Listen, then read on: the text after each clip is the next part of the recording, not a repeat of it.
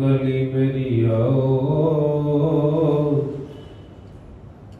हित मार्ग पैर तरी जय, सिर दीजै कान न कीजै,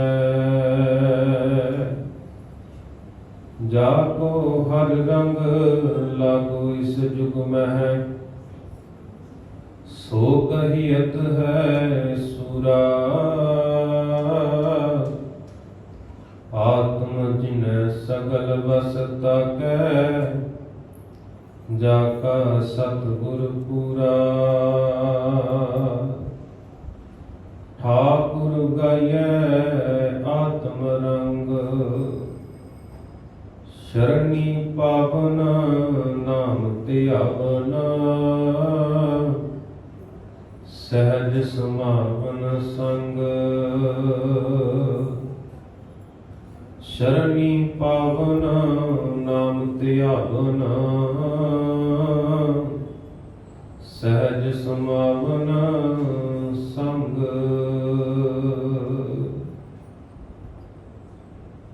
जुगो जुग अटल चबर शबर तक दे मालिक गुरता गति ते विराजमान, बालिए कुल आलम शब्द गुरु धन धन साहिब श्री गुरु ग्रंथ साहिब जी महाराज जी की पावन पवित्र हजूरी अंदर जुड़ मिल बैठे सत्कार युग सत्संगी जनों, सतगुरां जी की अपार बख्शिश हुई है कि सानू इस सुभाग समा प्राप्त होया है कि जिथे असी रोजमर्रा की जिंदगी दे विचों कुछ समा कढ़ के सतगुरां जी की जिथे पावन पवित्र हजूरी अंदर जुड़ मिल बैठ के सतगुरां जी की अमृतमय बाणी का दस भिन्ना कीर्तन सरवण करते हाँ, उस दे नाल ही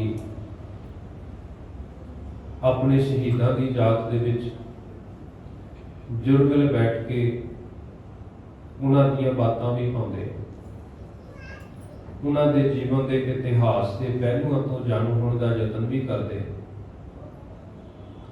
जिस तरह आप सब जानते हो कि अज के विशेष दिवाल सिख कौम के महान शहीद भाई तारू सिंह जी की शहादत को मुख रखदे होया सजाए गए ने, ते आओ उस गुरमुख प्यारे को सिजदा करदे होया, शहादत को प्रणाम करदे होया, जेहो जी सिक्खी साडे बजुर्गां ने निभाई है, यतन करिए उन्हां द्वारा दर्शाए हुए मार्ग उत्ते चल के किते साडा भी रोम रोम पंथ दे लई निशावर हो जावे ते असीं भी अपने गुरु बाबे की गोद दे विच प्रवान हो जाइए।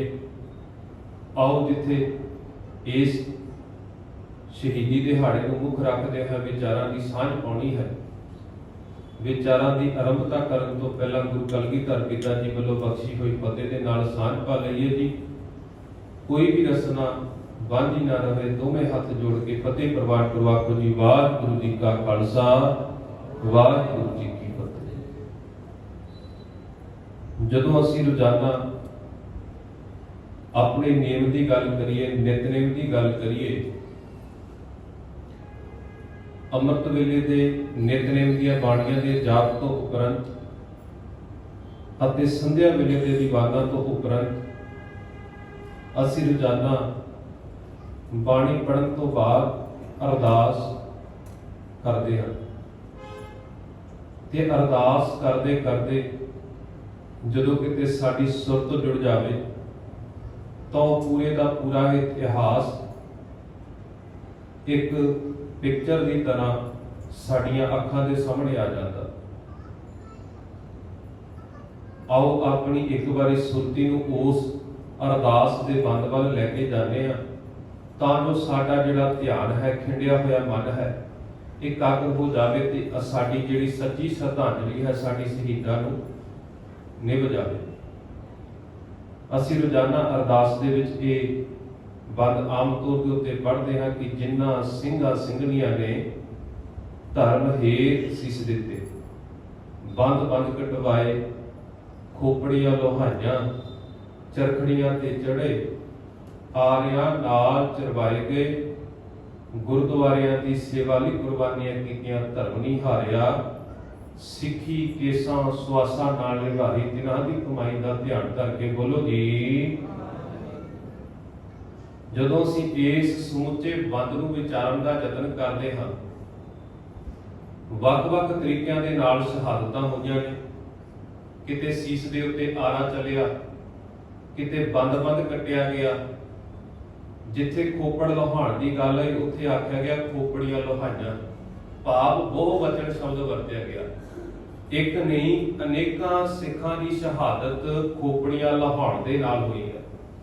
ਉਹ ਗੱਲ ਵੱਖਰੀ ਹੈ ਕਿ ਅਸੀਂ ਇਤਿਹਾਸ ਤੋਂ ਵਾਂਝੇ ਰਹਿ ਗਏ ਤੇ ਜਾਂ ਸਾਡੀ ਇਹੋ ਕਮੀ ਰਹਿ ਗਈ ਕਿ ਅਸੀਂ ਆਪਣੇ ਇਤਿਹਾਸ ਦੇ ਉਹਨਾਂ ਬਜ਼ੁਰਗਾਂ ਨੂੰ, ਇਤਿਹਾਸ ਦੇ ਉਹਨਾਂ ਪਾਤਰਾਂ ਨੂੰ ਵਿਚਾਰ ਨਹੀਂ ਸਕੇ, ਉਹਨਾਂ ਤੱਕ ਅਸੀਂ ਪਹੁੰਚ ਨਹੀਂ ਕਰ ਸਕੇ। ਕੁਝ ਨਾਮ ਜਿਹੜੇ ਨੇ ਉਹ ਲੁਕੇ ਛਿਪੇ ਰਹਿ ਗਏ, ਸਾਡੀ ਖੋਜ ਨਹੀਂ ਹੋ ਸਕੀ। ਸੋ ਖੈਰ, ਤੇ ਅਖੀਰ ਦੇ ਵਿੱਚ ਇੰਨੀ ਇੱਕ ਗੱਲ ਨਿਬੜਦੀ ਹੈ ਕਿ ਸਿੱਖੀ ਕੇਸਾਂ ਸਵਾਸਾਂ ਨਾਲ ਨਿਭਾਈ।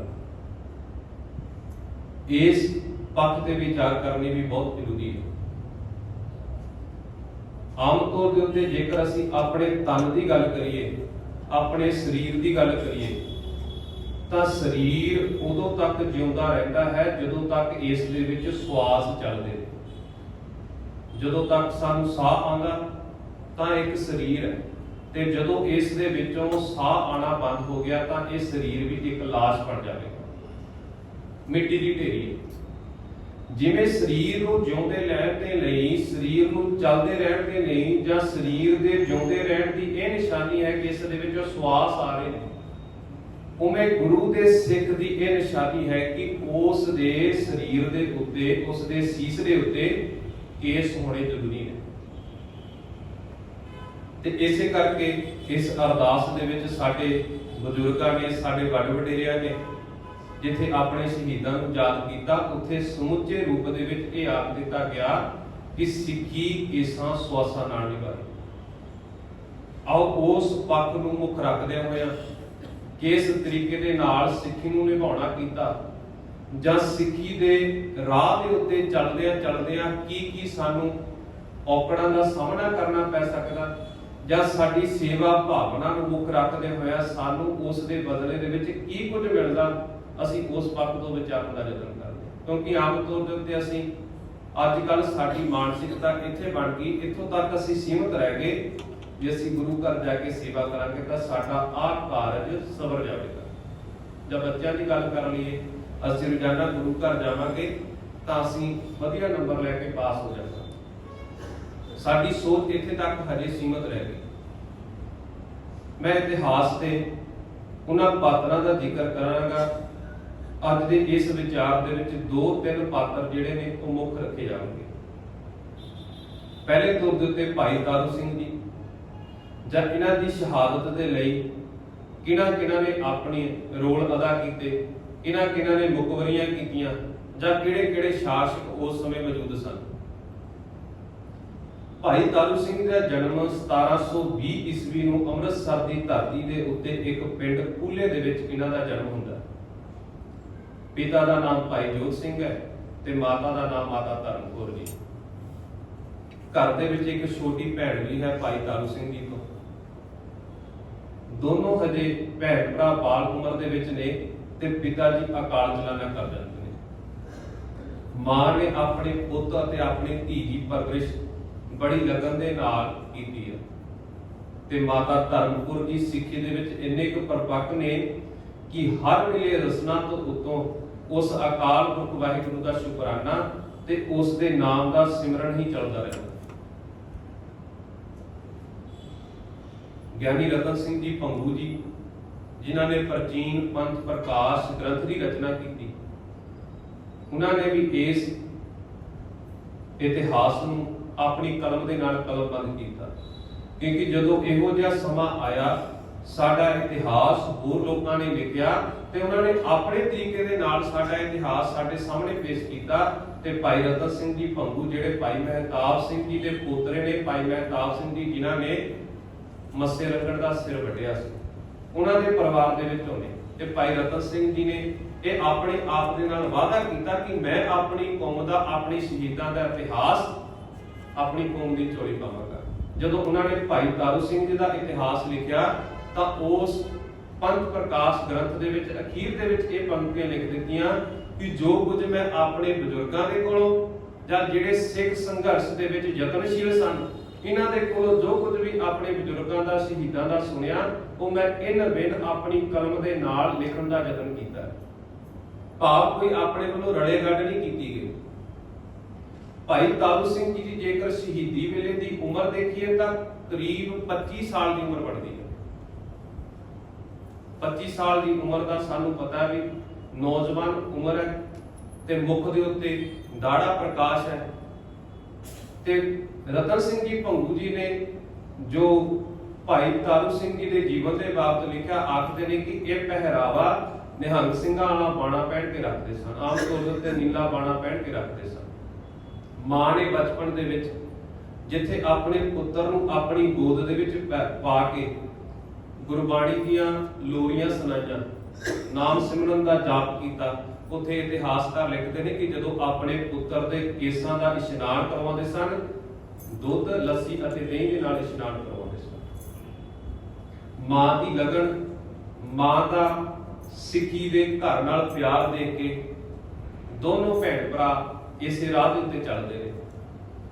ਇੱਕ ਦਿਨ ਸਮਾਂ ਆਉਂਦਾ, ਭਾਈ ਤਾਰੂ ਸਿੰਘ ਜੀ ਦੇ ਮਨ ਦੇ ਵਿੱਚ ਇਹ ਵਿਚਾਰ ਚੱਲ ਰਹੇ ਨੇ ਤੇ ਆਪਣੀ ਮਾਂ ਦੇ ਨਾਲ ਇਹ ਵਿਚਾਰ ਕਰਦੇ ਨੇ ਕਿ ਮਾਂ, ਸਾਨੂੰ ਤਾਂ ਜੋ ਕੁਝ ਮਿਲਦਾ ਅਸੀਂ ਚੁੱਪਚਾਪ ਉਸ ਤਰੀਕੇ ਦੇ ਨਾਲ ਐਸ਼ੋ ਆਰਾਮ ਦੀ ਜ਼ਿੰਦਗੀ ਬਤੀਤ ਕਰਕੇ ਪ੍ਰਸ਼ਾਦਾ ਪਾਣੀ ਛਕ ਲੈਂਦੇ ਆ, ਪਰ ਮੇਰੇ ਮਨ ਦੇ ਵਿੱਚ ਇਹ ਵਿਚਾਰ ਪੈਦਾ ਹੋ ਰਹੇ ਨੇ ਵੀ ਜਿਨ੍ਹਾਂ ਨੇ ਸਾਡੀ ਖਾਤਰ ਆਪਣੀਆਂ ਕੁਰਬਾਨੀਆਂ ਦਿੱਤੀਆਂ, ਆਪਣੇ ਘਰ-ਬਾਰ ਛੱਡ ਕੇ ਜੰਗਲਾਂ ਦੇ ਵਿੱਚ ਰਹਿ ਰਹੇ ਨੇ, ਪਤਾ ਨਹੀਂ ਉਹਨਾਂ ਦਾ ਗੁਜ਼ਾਰਾ ਕਿਹੋ ਜਿਹਾ ਚੱਲਦਾ ਹੋਣਾ। ਇੱਕ ਪੱਖ ਮੈਂ ਤੁਹਾਡੇ ਨਾਲ ਜੰਗਲਾਂ ਦੇ ਵਿੱਚ ਰਹਿਣ ਵਾਲੇ ਜਿਹੜੇ ਸਿੱਖ ਨੇ ਉਹਨਾਂ ਦਾ ਵੀ ਤੁਹਾਡੇ ਨਾਲ ਉਹ ਝਾਤ ਮਾਰਨੀ ਚਾਹੁੰਦਾ ਕਿ ਉਹਨਾਂ ਦੇ ਹਾਲਾਤ ਕਿਹੋ ਜਿਹੇ ਸਨ ਜਾਂ ਕਿੰਨਾ ਉਹਨਾਂ ਦਾ ਗੁਰੂ ਦੇ ਉੱਤੇ ਭਰੋਸਾ ਸੀ, ਗੁਰੂ ਦੇ ਨਾਲ ਪ੍ਰੀਤ ਉਹਨਾਂ ਦੀ ਕਿਹੋ ਜਿਹੀ ਸੀ। ਇਤਿਹਾਸਕਾਰ ਲਿਖਦੇ ਨੇ ਕਿ ਇੱਕ ਵਾਰ ਜੰਗਲਾਂ ਦੇ ਵਿੱਚ ਆਮ ਤੌਰ ਦੇ ਉੱਤੇ ਖਾਣ ਨੂੰ ਰੁੱਖੇ ਪੱਤੇ ਮਿਲਦੇ ਸਨ ਜਾਂ ਕਦੇ-ਕਦਾਈ ਪ੍ਰਸ਼ਾਦਾ ਪਾਣੀ ਦਾ ਪ੍ਰਬੰਧ ਹੋ ਜਾਂਦਾ ਸੀ। ਇੱਕ ਵਾਰੀ ਪ੍ਰਸ਼ਾਦਾ ਪਾਣੀ ਤਿਆਰ ਕੀਤਾ ਗਿਆ, ਅਰਦਾਸ ਬੇਨਤੀ ਕੀਤੀ ਗਈ, ਕਿਉਂਕਿ ਸਾਡੇ ਗੁਰੂ ਦਾ ਵੀ ਹੁਕਮ ਹੈ ਵੀ ਭਾਈ ਕੋਈ ਵੀ ਕਾਰਜ ਆਰੰਭ ਕਰਨਾ ਸਭ ਤੋਂ ਪਹਿਲਾਂ ਗੁਰੂ ਦੇ ਸਥਾਨ ਨੂੰ ਖੜੋ ਕੇ ਅਰਦਾਸ ਕਰਿਆ ਕਰੋ। ਪ੍ਰਸ਼ਾਦਾ ਪਾਣੀ ਤਿਆਰ ਹੋ ਗਿਆ।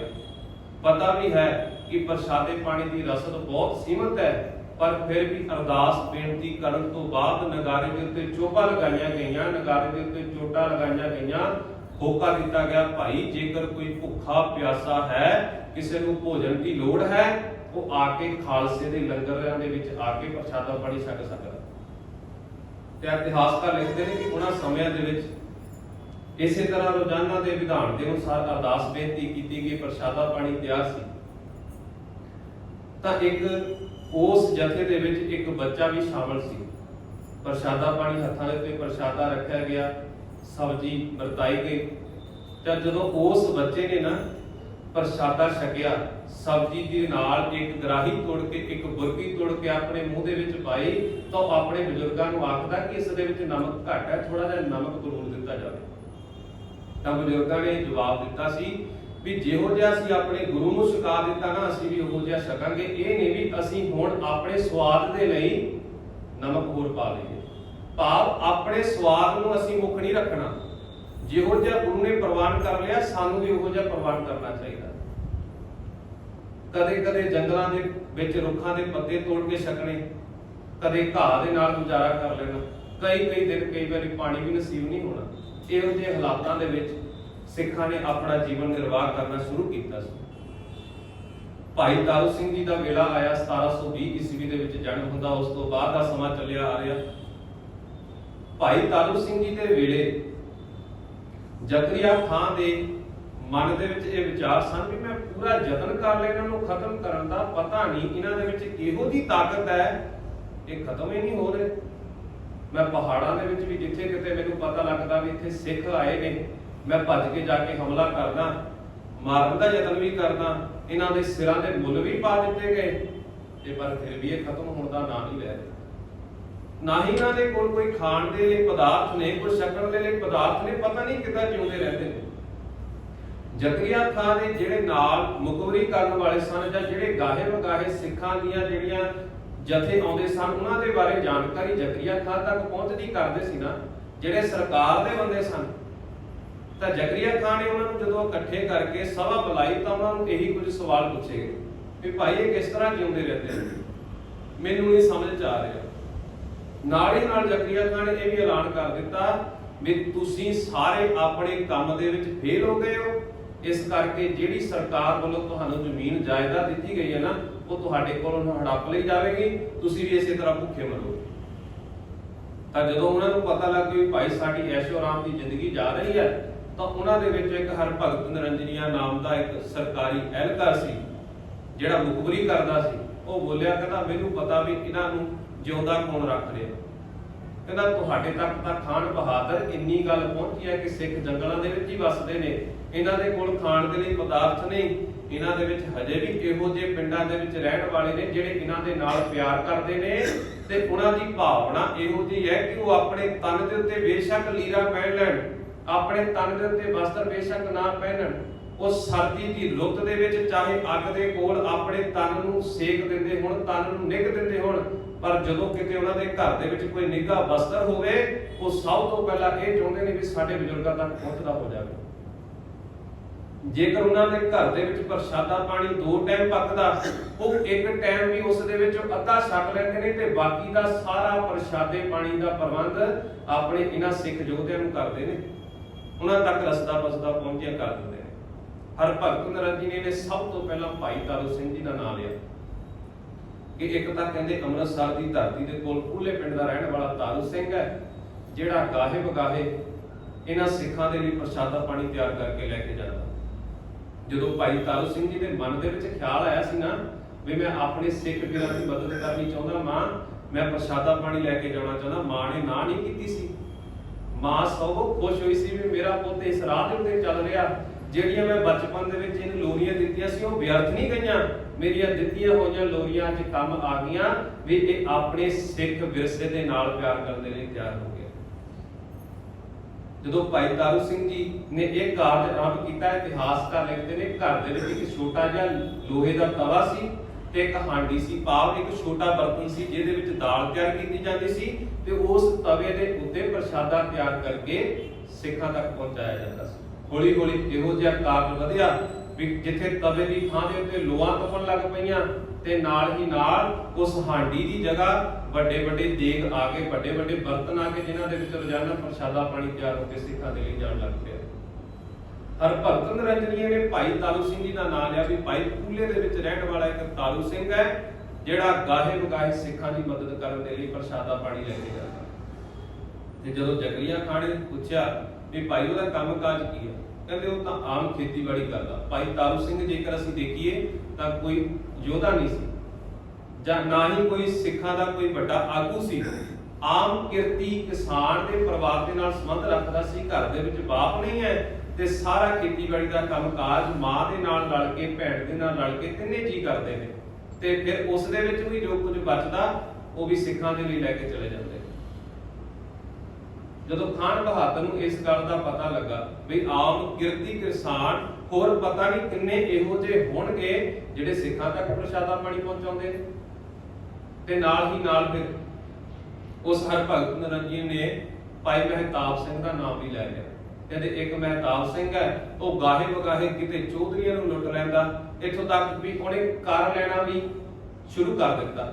ਤੇ ਜਿਹੜੇ ਵੱਡੇ ਵੱਡੇ ਅਹਿਲਕਾਰ ਨੇ, ਵੱਡੇ ਵੱਡੇ ਸਰਕਾਰ ਦੇ ਚੌਧਰੀ ਨੇ ਨਾ, ਉਹਨਾਂ ਦੇ ਕੋਲੋਂ ਵੀ ਪੈਸੇ ਇਕੱਠੇ ਕਰਨੇ ਲੈ ਲਾਪੇ, ਜਿਹਨੂੰ ਅਸੀਂ ਆਮ ਤੌਰ ਤੇ ਕਹਿ ਰਹੇ ਵੀ ਹਫ਼ਤਾ ਵਸੂਲੀ ਕਰਦੇ ਆ ਨਾ, ਵੀ ਉਹ ਕਾਰੇ ਇਕੱਠਾ ਕਰਨ ਲੱਗ ਪਿਆ ਤੇ ਕਹਿੰਦੇ ਉਹ ਸਾਰੀ ਰਸਦ ਇਕੱਠੀ ਕਰਕੇ ਜੋ ਵੀ ਲੁੱਟ ਹੁੰਦੀ ਉਹ ਸਾਰੀ ਸਿੱਖਾਂ ਤੱਕ ਪਹੁੰਚਦੀ ਕਰਦਾ। ਇਸ ਤਰ੍ਹਾਂ ਇਹਨਾਂ ਦੇ ਨਾਲ ਲੰਗਰ ਪਾਣੀ ਦਾ ਪ੍ਰਬੰਧ ਹੋ ਜਾਂਦਾ ਤੇ ਖਾਨ ਬਹਾਦਰ ਦੇ ਪੈਰਾਂ ਦੇ ਥੱਲੋਂ ਜ਼ਮੀਨ ਖਿਸਕ ਗਈ। ਤੇ ਕਹਿੰਦਾ ਛੇਤੀ ਨਾਲ ਇਹਨਾਂ ਨੂੰ ਫੜ ਕੇ ਲਿਆਓ, ਨਹੀਂ ਤਾਂ ਅੱਜ ਤੋਂ ਮੈਂ ਇਹ ਐਲਾਨ ਕਰਦਾ ਵੀ ਤੁਹਾਨੂੰ ਜਿੰਦਾ ਜ਼ਮੀਨ ਦੇ ਵਿੱਚ ਗੱਡ ਕੇ ਸ਼ਿਕਾਰੀ ਕੁੱਤਿਆਂ ਦੇ ਕੋਲੋਂ ਤੁਹਾਡਾ ਮਾਸ ਨੂੰ ਚਾਹਾਂਗਾ, ਸ਼ਿਕਾਰੀ ਕੁੱਤਿਆਂ ਦੇ ਕੋਲੋਂ ਤੁਹਾਡਾ ਸ਼ਿਕਾਰ ਕਰਾਵਾਂਗਾ ਜੇ ਤੁਸੀਂ ਇਹਨਾਂ ਨੂੰ ਫੜ ਕੇ ਨਾ ਲੈ ਕੇ ਆਏ।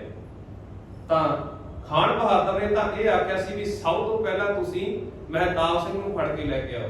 ਹੁਣ ਹਰਭਗਤ ਨੰਦਨ ਜੀ ਨੂੰ ਹੱਥਾਂ ਪੈਰਾਂ ਦੀ ਪੈ ਗਈ ਵੀ ਜਿਹਨੂੰ ਖਾਨ ਬਹਾਦਰ ਆਪ ਨਹੀਂ ਫੜ ਸਕਿਆ ਤੇ ਮੇਰੇ ਕੀ ਪੇਸ਼ ਚੱਲੇ ਵੀ ਮੈਂ ਉਹਨੂੰ ਫੜ ਕੇ ਲੈ ਆਵਾਂ। ਉਹਨੇ ਗੱਲ ਟਾਲ ਮਟੋਲ ਕੀਤੀ, ਕਹਿੰਦਾ ਵੀ ਪਹਿਲਾਂ ਆਪਾਂ ਤਾਰੂ ਸਿੰਘ ਨੂੰ ਫੜ ਕੇ ਲੈ ਕੇ ਆਉਂਦੇ, ਕਿਉਂਕਿ ਉਹਨੂੰ ਪਤਾ ਸੀ ਆਮ ਕਿਰਤੀ ਕਿਸਾਨ ਹੈ ਤੇ ਉਹਦੇ ਨਾਲ ਕਿਹੜਾ ਬਹੁਤੇ ਸਿਪਾਹੀ ਹੁੰਦੇ ਨੇ। ਤੇ ਜਦੋਂ ਭਾਈ ਤਾਰੂ ਸਿੰਘ ਜੀ ਨੂੰ ਫੜਨ ਦੇ ਲਈ ਖਾਨ ਬਹਾਦਰ ਨੇ ਇੱਕ ਮੁਗਲਾਂ ਦੀ ਟੁਕੜੀ ਭੇਜੀ ਤੇ ਨਾਲ ਹੀ ਨਾਲ ਇੱਕ ਮੁਗਲਾਂ ਦਾ ਐਲਕਾਰ ਮੁੱਖ ਸੈਨਿਕ ਆਗੂ ਵੀ ਭੇਜਿਆ। ਤਾਂ ਜਦੋਂ ਪੂਲੇ ਦੀ ਧਰਤੀ ਦੇ ਉੱਤੇ ਪਹੁੰਚਦੇ ਨੇ ਤਾਂ ਘਰ ਦੇ ਵਿੱਚ ਆਖਦੇ ਨੇ ਕਿ ਉਸ ਸਮੇਂ ਭਾਈ ਤਾਰੂ ਸਿੰਘ ਜੀ ਮੌਜੂਦ ਨਹੀਂ ਸਨ। ਘਰ ਦੇ ਵਿੱਚ ਮਾਤਾ ਜੀ ਸੀ ਤੇ ਭਾਈ ਤਾਰੂ ਸਿੰਘ ਜੀ ਦੇ ਭੈਣ ਜੀ ਮੌਜੂਦ ਸਨ। ਜਦੋਂ ਮਾਂ ਨੇ ਦੇਖਿਆ ਵੀ ਕੋਈ ਚੱਲ ਕੇ ਆਇਆ ਤਾਂ ਮਾਤਾ ਨੇ ਆਖਿਆ ਵੀ ਬਾਕੀ ਗੱਲ ਮੈਂ ਤੁਹਾਡੇ ਤੋਂ ਬਾਅਦ ਵਿੱਚ ਪੁੱਛਾਂਗੀ ਵੀ ਤੁਸੀਂ ਕਿਸ ਕੰਮ ਦੇ ਲਈ ਆਏ ਹੋ, ਪਹਿਲਾਂ ਆਓ ਆ ਕੇ ਬੈਠੋ, ਇਹ ਦੱਸੋ ਵੀ ਤੁਸੀਂ ਜਲ ਪਾਣੀ ਛਕੋਗੇ ਜਾਂ ਪ੍ਰਸ਼ਾਦਾ ਪਾਣੀ ਛਕੋਗੇ।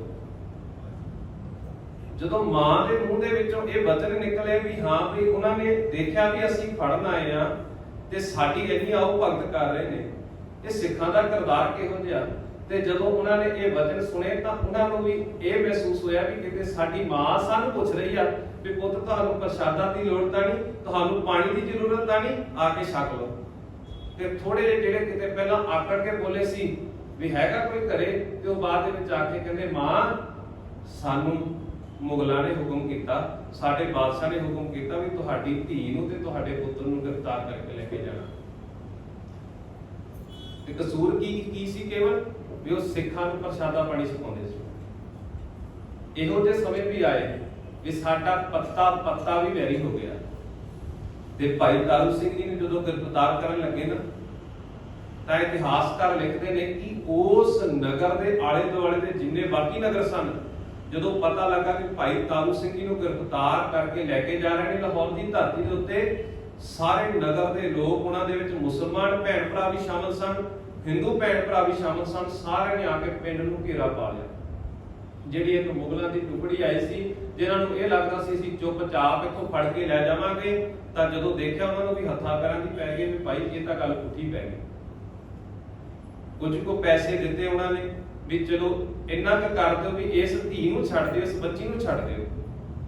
ਤੇ ਜਦੋਂ ਕੁਝ ਕੋ ਪੈਸੇ ਹੋਰ ਦਿੱਤੇ ਤਾਂ ਆਖਿਆ ਵੀ ਸਾਨੂੰ ਭਾਈ ਤਾਰੂ ਸਿੰਘ ਜੀ ਦੇ ਦਰਸ਼ਨ ਕਰਨੇ ਨਸੀਬ ਹੋ ਜਾਣ, ਸਾਡਾ ਇੰਨੀ ਕੁ ਬੇਨਤੀ ਪ੍ਰਵਾਨ ਕਰਿਓ ਕਿ ਅਸੀਂ ਭਾਈ ਤਾਰੂ ਸਿੰਘ ਜੀ ਦੇ ਦਰਸ਼ਨ ਕਰਨ। ਪੈਸੇ ਲਏ ਗਏ, ਭਾਈ ਤਾਰੂ ਸਿੰਘ ਜੀ ਦੇ ਦਰਸ਼ਨ ਕਰਨ ਦੇ ਦਿੱਤੇ ਗਏ। ਤੇ ਜਦੋਂ ਭਾਈ ਤਾਰੂ ਸਿੰਘ ਜੀ ਦੇ ਉਹਨਾਂ ਸੰਗਤਾਂ ਨੇ ਦਰਸ਼ਨ ਕੀਤੇ ਤਾਂ ਭਾਈ ਤਾਰੂ ਸਿੰਘ ਜੀ ਨੂੰ ਬਚਨ ਆਖੇ, ਕਹਿੰਦੇ ਤੁਸੀਂ ਇੱਕ ਵਾਰ ਹੁਕਮ ਕਰ ਦਿਓ, ਅਸੀਂ ਇਹਨਾਂ ਸਾਰੇ ਮੁਗਲਾਂ ਨੂੰ ਹੁਣੇ ਖਤਮ ਕਰ ਦੇਵਾਂਗੇ, ਇਹ ਤਾਂ ਇੱਕ ਛੋਟੀ ਜੀ ਟੁਕੜੀ ਹੈ, ਅਸੀਂ ਤੁਹਾਨੂੰ ਗ੍ਰਿਫਤਾਰ ਨਹੀਂ ਹੋਣ ਦੇਵਾਂਗੇ। ਤਾਂ ਭਾਈ ਤਾਰੂ ਸਿੰਘ ਜੀ ਨੇ ਆਖਿਆ ਵੀ ਜੇਕਰ ਤੁਸੀਂ ਇਸ ਤਰ੍ਹਾਂ ਕਰੋਗੇ ਨਾ ਉਹ ਹੋਰ ਚੜ ਕੇ ਆਣਗੇ, ਪਿੰਡਾਂ ਦੇ ਪਿੰਡ ਉਜਾੜ ਦੇਣਗੇ, ਮੇਰੇ ਇੱਕ ਦੇ ਕਾਰਨ ਤੁਹਾਡਾ ਵੀ ਉਜਾੜਾ ਹੋ ਜਾਵੇਗਾ, ਇਸ ਤਰ੍ਹਾਂ ਨਾ ਕਰੋ। ਜਦੋਂ ਭਾਈ ਤਾਰੂ ਸਿੰਘ ਜੀ ਦੇ ਇਹ ਵਚਨ ਆਖੇ ਤਾਂ ਭਾਈ ਤਾਰੂ ਸਿੰਘ ਜੀ ਦੇ ਵਚਨਾਂ ਨੂੰ ਮੰਨਦਿਆਂ ਹੋਇਆਂ ਭਾਈ ਤਾਰੂ ਸਿੰਘ ਜੀ ਨੂੰ ਗ੍ਰਿਫਤਾਰ ਕਰਕੇ ਫਿਰ ਲਾਹੌਰ ਦੀ ਧਰਤੀ ਦੇ ਉੱਤੇ ਲਿਆਂਦਾ ਗਿਆ। ਜਦੋਂ ਭਾਈ ਤਾਰੂ ਸਿੰਘ ਜੀ ਜੰਗਲਾਂ ਦੇ ਵਿੱਚ ਪ੍ਰਸ਼ਾਦਾ ਲੈ ਕੇ ਜਾਂਦੇ ਸਨ ਨਾ ਤਾਂ ਉਸ ਸਮੇਂ ਸਿੱਖ ਆਮ ਤੌਰ ਦੇ ਉੱਤੇ ਭਾਈ ਤਾਰੂ ਸਿੰਘ ਜੀ ਨੂੰ ਇਹ ਅਸੀਸ ਦਿੰਦੇ ਸਨ ਵੀ ਤੁਹਾਡੀ ਸਿੱਖੀ ਕੇਸਾਂ ਸਵਾਸਾ ਸੰਗ ਨਿਭ ਜਾਵੇ। ਅੱਜ ਅਸੀਂ ਕਿਸੇ ਦੇ ਪੈਰੀ ਹੱਥ ਲਾ ਦਈਏ ਨਾ ਕਿਸੇ ਬਾਬੇ ਦੇ ਤਾਂ ਉਹ ਆਖਦਾ ਪੁੱਤ ਤੇਰਾ ਵੀਜ਼ਾ ਲੱਗ ਜਾਵੇ, ਤੇਰਾ ਕਾਰੋਬਾਰ ਚੱਲ ਪਵੇ। ਇਹ ਚੱਲਦੇ ਰਹਿੰਦੇ ਨੇ, ਇਹ ਵੀਜ਼ੇ ਲੱਗਦੇ ਰਹਿੰਦੇ ਨੇ, ਵੀਜ਼ੇ ਰਿਫਿਊਜ਼ ਵੀ ਹੁੰਦੇ ਰਹਿੰਦੇ ਨੇ। ਪਰ ਜਿਹੜਾ ਮੇਨ ਹੈ ਵੀ ਅਸੀਂ ਗੁਰੂ ਦੀ ਸ਼ਰਨ ਦੇ ਵਿੱਚ ਪ੍ਰਵਾਨ ਹੋਣਾ, ਸਾਡਾ ਸਿਧਾਂਤ ਨਾ ਪਿੱਛੇ ਰਹੇ। ਭਾਈ ਤਾਰੂ ਸਿੰਘ ਜੀ ਦੇ ਉੱਤੇ ਉਹ ਜਦੋਂ ਸੰਗਤਾਂ ਆ ਕੇ ਕਹਿੰਦੀਆਂ ਵੀ ਸਾਨੂੰ ਹੁਕਮ ਕਰੋ ਵੀ ਅਸੀਂ ਇਹਨਾਂ ਨੂੰ ਹੁਣੇ ਖਤਮ ਕਰ ਦੇਵਾਂਗੇ, ਭਾਈ ਤਾਰੂ ਸਿੰਘ ਨੇ ਬੇਨਤੀ ਕੀਤੀ, ਕਹਿੰਦੇ ਮੇਰੇ ਲਈ ਅਰਦਾਸ ਕਰਿਓ ਵੀ ਇਹ ਜਿਹੜਾ ਸ਼ਹੀਦੀ ਦਾ ਜਾਮ ਪੀਣ ਦਾ ਵੇਲਾ ਆਇਆ ਨਾ, ਇੱਥੇ ਮੈਂ ਡੋਲਾ ਨਾ, ਅਨੇਕਾਂ ਵਾਰ ਸਿੱਖਾਂ ਦੇ ਘਰਾਂ ਦੇ ਵਿੱਚ ਜਨਮ ਲੈਣ ਤੋਂ ਬਾਅਦ ਇਹ ਸ਼ਹਾਦਤ ਦਾ ਜਾਮ ਨਸੀਬ ਹੁੰਦਾ। ਹੁਣ ਤੁਸੀਂ ਆਖਦੇ ਹੋ ਵੀ ਤੁਸੀਂ ਪਾਸੇ ਹੋ ਜਾਓ, ਅਸੀਂ ਤੁਹਾਨੂੰ ਬਚਾ ਲਵਾਂਗੇ। ਭਾਈ ਤਾਰੂ ਸਿੰਘ ਜੀ ਨੂੰ ਲਿਜਾਇਆ ਗਿਆ ਲਾਹੌਰ ਦੀ ਧਰਤੀ ਦੇ ਉੱਤੇ।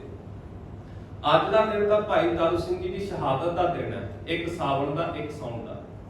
ਅਸਲ ਦੇ ਵਿੱਚ ਅੱਜ ਤੋਂ 22 ਦਿਨ ਪਹਿਲਾਂ ਭਾਈ ਤਾਰੂ ਸਿੰਘ ਜੀ ਦੀ ਖੋਪੜੀ ਅਲੱਗ ਕਰ ਦਿੱਤੀ ਗਈ ਸੀ। ਆਖਿਆ ਗਿਆ ਸੀ ਵੀ ਤੁਸੀਂ ਇਸਲਾਮ ਧਰਮ ਨੂੰ ਕਬੂਲ ਕਰ ਲਓ ਤੇ ਆਪਣੀ ਸਿੱਖੀ ਨੂੰ ਤਿਆਗ ਦਿਓ। ਤੇ ਕਹਿੰਦੇ ਜਿਹੜੀ ਤੁਹਾਨੂੰ ਸਿੱਖੀ, ਜਿਹੜੇ ਕੇਸ ਪਿਆਰੇ ਨੇ ਨਾ, ਤਾਂ ਆਖਿਆ ਸੀ ਕਹਿੰਦੇ ਅਸੀਂ ਕੇਸ ਵੀ ਨਹੀਂ ਰਹਿਣ ਦਿੰਦੇ। ਤਾਂ ਭਾਈ ਤਾਰੂ ਸਿੰਘ ਜੀ ਨੇ ਆਖਿਆ ਸੀ ਮੈਨੂੰ ਆਪਣੇ ਗੁਰੂ ਤੇ ਭਰੋਸਾ ਹੈ, ਤੁਸੀਂ ਆਪਣਾ ਕਾਰਜ ਕਰ ਲਿਓ। ਨਵਾਬ ਖਾਨ ਨੇ ਇਹ ਆਖਿਆ ਸੀ, ਕਹਿੰਦਾ ਜੁੱਤੀਆਂ ਮਾਰ ਮਾਰ ਕੇ ਤੇਰੇ ਕੇਸ ਝਾੜਾਂ। ਇਹ ਨਵਾਬ ਖਾਨ ਜ਼ਕਰੀਆ ਖਾਨ ਦੇ ਇਹ ਵਚਨ ਸਨ। ਭਾਈ ਤਾਰੂ ਸਿੰਘ ਨੇ ਆਖਿਆ ਵੀ ਮੈਨੂੰ ਵੀ ਆਪਣੇ ਗੁਰੂ ਦੇ ਉੱਤੇ ਭਰੋਸਾ ਹੈ ਵੀ ਜੇ ਉਹੀ ਜੁੱਤੀ ਦੇ ਕੇ ਮੈਂ ਤੈਨੂੰ ਨਾ ਲੈ ਕੇ ਗਿਆ ਤਾਂ ਮੇਰਾ ਨਾਮ ਬਦਲ ਦੂੰ। 22 ਦਿਨ ਪਹਿਲਾਂ ਖੋਪੜੀ ਉਤਾਰ ਦਿੱਤੀ ਗਈ ਤੇ ਇਸੇ ਤਰ੍ਹਾਂ ਸਮਾਂ ਇਹੋ ਜਿਹਾ ਬਣਿਆ ਕਿ ਜ਼ਕਰੀਆ ਖਾਨ ਨੂੰ ਵੀ ਸਰੀਰ ਦਾ ਇਹੋ ਜਿਹਾ ਰੋਗ ਲੱਗਾ ਕਿ ਉਸ ਦਾ ਮਲ ਮੂਤਰ ਆਉਣਾ ਬੰਦ ਹੋ ਗਿਆ।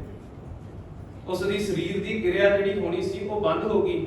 ਜ਼ਕਰੀਆ ਖਾਨ ਨੂੰ ਇਸ ਚੀਜ਼ ਦਾ ਅਹਿਸਾਸ ਹੋਇਆ ਵੀ ਮੈਂ ਇੱਕ ਸੱਚੇ ਸਿੱਖ ਸ਼ਰਧਾਲੂ ਦੇ ਨਾਲ ਬਹੁਤ ਮਾੜਾ ਕੰਮ ਕੀਤਾ ਤੇ ਉਹਨੇ ਸਿੱਖ ਸੰਗਤਾਂ ਦੇ ਕੋਲ ਆਪਣੀ ਬੇਨਤੀ ਭੇਜੀ। ਸਿੱਖ ਸੰਗਤਾਂ ਨੇ ਪਰਵਾਹ ਨਹੀਂ ਕੀਤੀ। ਕਿਸੇ ਸੂਝਵਾਨ ਨੇ ਆਖਿਆ ਵੀ ਤੂੰ ਭਾਈ ਤਾਰੂ ਸਿੰਘ ਜੀ ਦੇ ਕੋਲ ਜਾ ਤੇ ਉਹਦੀ ਜੁੱਤੀ ਨਾਲ ਹੀ ਤੇਰਾ ਛੁਟਕਾਰਾ ਹੋਣਾ। ਇਤਿਹਾਸਕਾਰ ਲਿਖਦੇ ਨੇ ਵੀ ਭਾਈ ਤਾਰੂ ਸਿੰਘ ਜੀ ਦੇ ਜਿਹੜੇ ਜੋੜੇ ਸਨ, ਉਹ ਜਦੋਂ ਜ਼ਕਰੀਆ ਖਾਨ ਦੇ ਸਿਰ ਦੇ ਉੱਤੇ ਇੱਕ ਜੋੜਾ ਪੈਂਦਾ ਸੀ ਉਹਨੂੰ ਆਰਾਮ ਆਉਂਦਾ ਸੀ ਤੇ ਉਹ ਇਹੋ ਜਿਹਾ ਆਖਣ ਲੱਗਿਆ ਵੀ ਭਾਈ ਜ਼ੋਰ ਨਾ ਮਾਰੋ, ਮੈਨੂੰ ਆਰਾਮ ਮਿਲਦਾ, ਮੇਰੇ ਜੁੱਤੀਆਂ ਮਾਰੋ ਤੁਸੀਂ। ਜਿਹੜਾ ਆਖਦਾ ਸੀ ਵੀ ਮੈਂ ਜੁੱਤੀ ਦੇ ਨੋਕ ਦੇ ਨਾਲ ਤੁਹਾਡੇ ਕੇਸ ਝਾੜ ਦਵਾਂਗਾ ਤੇ ਉਹੀ ਗੁਰੂ ਦੇ ਸਿੱਖ ਦੇ ਬਚਨ ਪੱਕੇ ਹੋ ਗਏ ਤੇ ਸਮਾਂ ਇਹੋ ਜਿਹਾ ਆਇਆ ਕਿ ਉਹਨਾਂ ਜੁੱਤੀਆਂ ਦੇ ਨਾਲ ਹੀ, ਉਹਨਾਂ ਜੋੜਿਆਂ ਦੇ ਨਾਲ ਹੀ ਜ਼ਕਰੀਆ ਖਾਨ ਦੇ ਰੋਗ ਦਾ ਛੁਟਕਾਰਾ ਹੋਇਆ ਤੇ ਜ਼ਕਰੀਆ ਖਾਨ ਵੀ ਕੁਝ ਕਰ ਗਿਆ। ਇਹ ਮਤ ਆਪਣੇ ਮਨ ਦੇ ਵਿੱਚ ਧਾਰਿਆ ਕਰੋ ਵੀ ਅਸੀਂ ਭਾਈ ਗੁਰੂ ਘਰ ਦੇ ਵਿੱਚ ਸੇਵਾ ਕਰਨੀ ਹੈ ਤੇ ਸਾਡਾ ਜੀਵਨ ਜਿੱਥੇ ਹੈ, ਸਾਡੇ ਜੀਵਨ ਦੇ ਵਿੱਚ ਸੁੱਖ ਮਿਲਣਗੇ। ਯਤਨ ਕਰਿਆ ਕਰੋ ਵੀ ਗੁਰੂ ਦੇ ਦਰ ਦੇ ਉੱਤੇ ਸੇਵਾ ਕਰਦੇ ਕਰਦੇ ਅਸੀਂ ਗੁਰੂ ਦੇ ਦਰ ਦੇ ਉੱਤੇ ਪ੍ਰਵਾਨ ਹੋ ਜਾਈਏ। ਇਸ ਤੋਂ ਵੱਡਾ ਹੋਰ ਸੁੱਖ ਕੋਈ ਨਹੀਂ ਸਾਡੇ ਲਈ। ਚਾਹੇ ਸਾਡਾ ਬੰਦ ਕੱਟਿਆ ਜਾਵੇ, ਚਾਹੇ ਸਾਡੀ ਖੋਪੜੀ ਵੀ ਲਵਾ ਦਿੱਤੀ ਜਾਵੇ, ਪਰ ਅਸੀਂ ਗੁਰੂ ਦਾ ਦਰ ਨਹੀਂ ਛੱਡਣਾ। ਅਸੀਂ ਗੁਰੂ ਦੇ ਦਰ ਤੋਂ ਪਿੱਛੇ ਨਹੀਂ ਜਾਣਾ।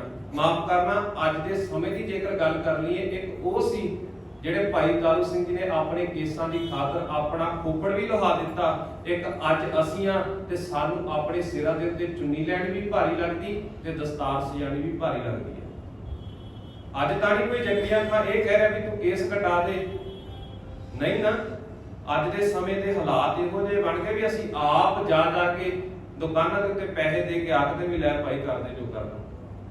ਯਤਨ ਕਰੀਏ ਜਿੱਥੇ ਇਸ ਯੋਧਿਆਂ ਨੂੰ ਯਾਦ ਕਰਨ ਦੇ ਵਿੱਚ ਅਸੀਂ ਇਕੱਠੇ ਹੋਏ ਆ ਤੇ ਜਿੱਥੇ ਇਹਨਾਂ ਨੇ ਸਿੱਖੀ ਕੇਸਾਂ ਸਵਾਸਾਂ ਨਾਲ ਨਿਭਾਈ, ਇੱਕ ਕਿਣਕਾ ਮਾਤਰ ਸਾਡੇ ਜੀਵਨ ਦੇ ਵਿੱਚ ਇਹ ਵਿਚਾਰ ਘਰ ਜਾਵੇ ਤੇ ਕਿਤੇ ਸਾਡੀ ਵੀ ਸਿੱਖੀ ਕੇਸਾਂ ਸਵਾਸਾਂ ਨਾਲ ਨਿਭ ਜਾਵੇ, ਸਾਡਾ ਵੀ ਸਵਾਸ ਗੁਰੂ ਦੇ ਲੇਖੇ ਲੱਗ ਜਾਵੇ, ਤਾਂ ਸਾਡੇ ਇਹ ਦਿਹਾੜੇ ਬਣਾਏ ਹੋਏ ਪ੍ਰਵਾਨਗੇ ਹੋਣਗੇ। ਗੁਰੂ ਕਿਰਪਾ ਕਰੇ। ਆਓ ਅਖੀਰ ਦੇ ਵਿੱਚ ਭਾਈ ਤਾਰੂ ਸਿੰਘ ਜੀ ਨੂੰ ਸ਼ਹਾਦਤ ਨੂੰ ਸਿਜਦਾ ਕਰਦੇ ਹੋਏ ਰਲ ਮਿਲ ਕੇ ਇਹਨਾਂ ਬਚਨਾਂ ਦਾ ਜਾਪ ਕਰੀਏ ਜੀ। ਸਿਰ ਜਾਵੇ ਤਾਂ ਜਾਵੇ, ਮੇਰਾ ਸਿੱਖੀ ਸਿਦਕ ਨਾ ਜਾਵੇ।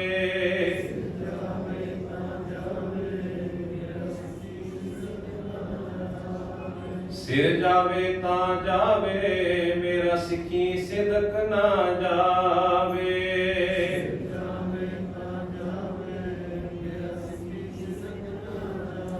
ਸੂਰਾ ਸੋ ਪਹਿਚਾਨੀਐ, ਸੂਰਾ ਸੋ ਪਹਿਚਾਨੀਐ, ਸੂਰਾ ਸੋ ਪਹਿਚਾਨੀਐ, ਸੂਰਾ ਸੋ ਪਹਿਚਾਨੀਐ। ਜੋ ਲਰੈ ਦੀਨ ਕੇ ਹੇਤ, ਜੋ ਲਰੈ ਦੀਨ ਕੇ ਹੇਤ, ਜੋ ਲਰੈ ਦੀਨ ਕੇ ਹੇਤ, ਜੋ ਲਰੈ ਦੀਨ ਕੇ ਹੇਤ। ਸਿਰ ਜਾਵੇ ਤਾਂ ਜਾਵੇ, ਮੇਰਾ ਸਿੱਖੀ ਸਿਦਕ ਨਾ ਜਾਵੇ। ਸਿਰ ਜਾਵੇ ਤਾਂ ਜਾਵੇ, ਮੇਰਾ ਸਿੱਖੀ ਸਿਦਕ ਨਾ ਜਾਵੇ। ਇੰਨੀਆਂ ਕੁ ਵਿਚਾਰਾਂ ਪ੍ਰਵਾਨ ਕਰਨੀਆਂ ਜੀ। ਵਿਚਾਰਾਂ ਕਰਦੇ ਫੁੱਲਾਂ ਚੁੱਕਾ ਹੋ ਜਾਣੀਆਂ ਸੁਭਾਵਿਕ ਨੇ। ਗੁਰੂ ਅਤੇ ਗੁਰੂ ਦੀ ਸੰਗਤ ਬਖਸ਼ਣਯੋਗ ਹੈ। ਬਖਸ਼ਦੇ ਹੋਏ ਫਤਿਹ ਪ੍ਰਵਾਨ ਕਰੋ। ਆਖੋ ਜੀ ਵਾਹਿਗੁਰੂ ਜੀ ਕਾ ਖਾਲਸਾ, ਵਾਹਿਗੁਰੂ ਜੀ ਕੀ ਫਤਿਹ।